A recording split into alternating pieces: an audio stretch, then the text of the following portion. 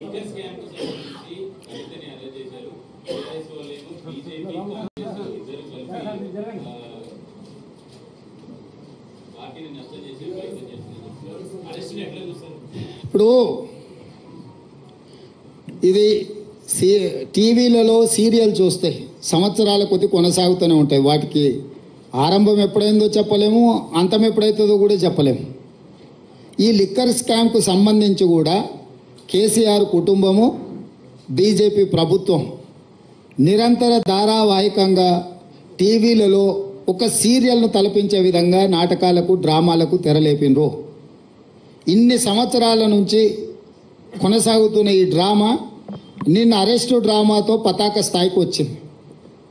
అసలు ఇన్ని రోజుల నుంచి ఇంతమందిని అరెస్టు చేసి ఇప్పటి వరకు అరెస్టు చేయకపోవడము, రెండవది ఈరోజు ఎన్నికల నోటిఫికేషన్ వస్తుందనంటే ఒక రోజు ముందు అరెస్టు డ్రామాకు తెరలేపడము దేనికి సంకేతం? ఇది అంటే అవినీతి మీద చర్యలు తీసుకున్నామని ఛాంపియన్షిప్ వాళ్ళు తీసుకోవాలని, సానుభూతుల కోటాలో వీళ్ళు ప్రజల సానుభూతి బొమ్మాలి, మమ్మల్ని ఇబ్బంది పెడుతుండ్రు, మమ్మల్ని జైలు పాలు చేస్తున్నారని చెప్పుకోవాలి వీళ్ళు అని ఇద్దరు కలిసి ఒక వ్యూహాత్మక రాజకీయ ఎత్తుగడతో వస్తుండ్రు.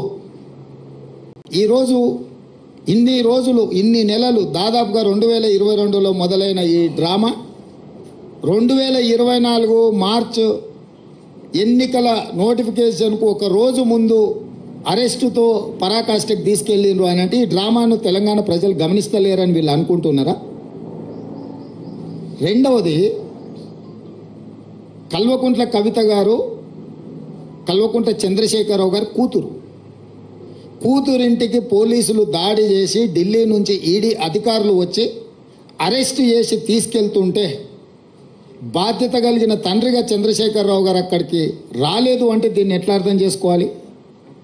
రెండవది, తండ్రిగా కాకపోయినా కల్వకుంట్ల కవిత గారు శాసన మండలి సభ్యురాలు, టీఆర్ఎస్ పార్టీ నాయకురాలు, పార్టీ అధ్యక్షుడిగా శాసన మండలి సభ్యురాలని అరెస్టు చేస్తుంటే అక్కడికి రావాలి, అక్కడికి వచ్చే అధికారులను వివరాలు అడగాలన్న సంగతి చంద్రశేఖరరావు గారికి తెలియదా? పోనీ ఇప్పటి వరకు కూడా చంద్రశేఖరరావు గారు అరెస్టును ఖండించలేదు. అరెస్ట్ ఎందుకు జరిగిందో తన